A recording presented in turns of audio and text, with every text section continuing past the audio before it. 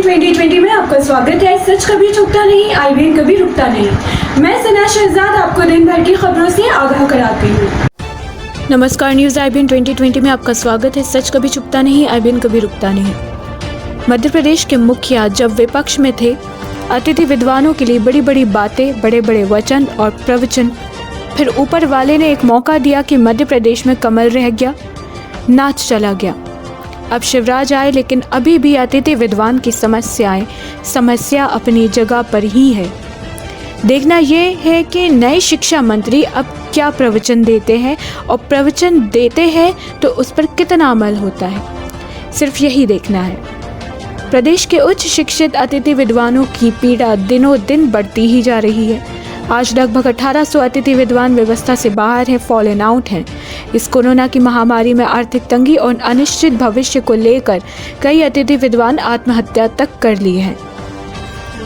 जैसा कि विदित है, जब पिछली कांग्रेस सरकार थी, उन्होंने गीता और कुरान को साक्षी मानकर वचन 17-22 दिए कि सरकार आते ही उच्च शिक्षित अतिथि विद्वानों का नियमितीकरण करेंगे। लेकिन नियमितीकरण तो दूर, वो विवादित सहायक प्राध्यापक भर्ती वालों को नियुक्त देने के और विद्वानों को बाहर किए।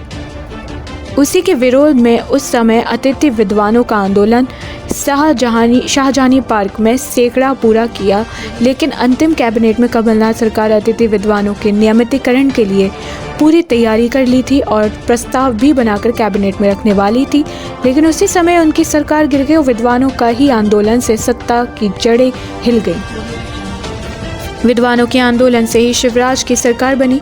ज्योतिरादित्य सिंधिया ने कहा था कि अगर अतिथि विद्वानों का अगर नियमितीकरण नहीं हुआ तो हम सड़क पर उतर जाएंगे। फिर पूर्व मुख्यमंत्री नाथ ने कहा कि उतर जाओ सड़क पर, तो जग जाहिर है सिंधिया अतिथि विद्वानों के लिए उतरे सड़क पर, तो कांग्रेस सरकार पूरी तरह धाराशायी हो गई।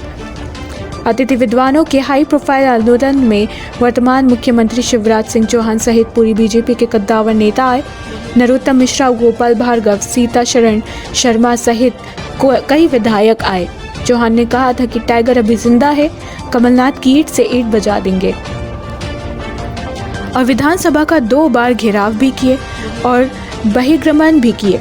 विद्वानों के नियमितीकरण के लिए अब मेरा विनम्र निवेदन है प्रदेश के मुखिया से कि तत्काल सभी फॉलन आउट अतिथि विद्वानों को सेवा में लें, क्योंकि अभी हमारे लगभग 1800 अतिथि विद्वान व्यवस्था से बाहर हैं और आर्थिक तंगी बदहाल हालत के कारण मौत को गले लगा रहे हैं। शिवराज जी 1800 ना देखें, बल्कि 1800 परिवारों को देखें कि कैसी हालत हो गई है। जीने मरने के कगार पर है, बल्कि कई विद्वान तो प्राण तक त्याग चुके हैं।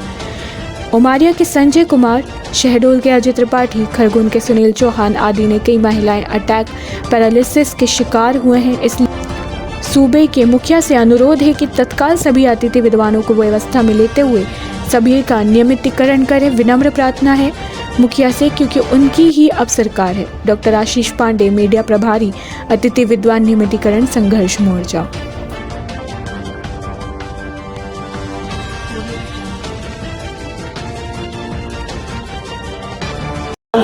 की पराकाष्ठा है। मुख्यमंत्री कुछ नहीं बोल रहे, विभागीय मंत्री केवल बनाने का काम कर रहे हैं। अतिथि विद्वान अब आत्महत्याएं कर रहे हैं, और वो बहन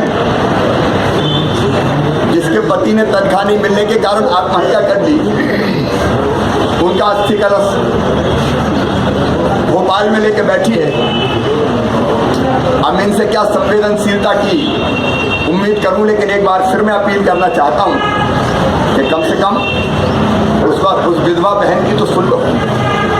अतिथि विद्वानों से चर्चा करके और रास्ता निकालो नियमितीकरण का, ताकि उनकी जिंदगी और जो बच्चे हैं उनकी जिंदगी बच सके। देश दुनिया की हर छोटी बड़ी खबर देखने के लिए हमारे चैनल न्यूज़ IBN 2020 को सब्सक्राइब करें और बेल आइकन दबाएं, जिससे आपको हर खबर समय से मिलती रहे। अधिक जानकारी के लिए संपर्क करें। Contact number 8770043332।